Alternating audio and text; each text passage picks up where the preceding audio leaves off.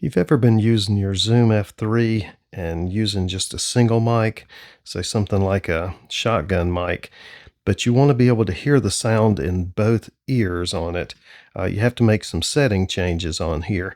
Normally, it's set up in stereo to where if you have just one mic plugged in, you'll hear the sound in one ear but won't hear it in the other, and it just gives you one channel of sound.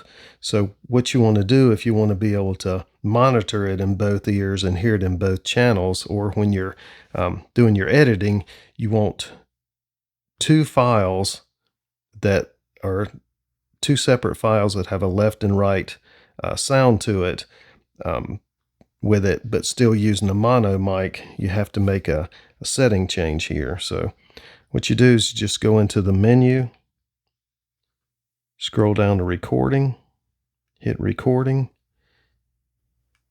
file format, and make sure to switch this into mono and select it. Okay, once you've selected that, you also have to make a change. So if you back out here on it, you'll only hear it in one ear. So it'll produce just one single file with it. So you have to go into the menu again. Excuse me. You have to go into the menu here for the right channel and turn this channel off. Now, so if you have both channels on, select that, turn this channel off, then back out. And you'll see this sort of hazed over screen.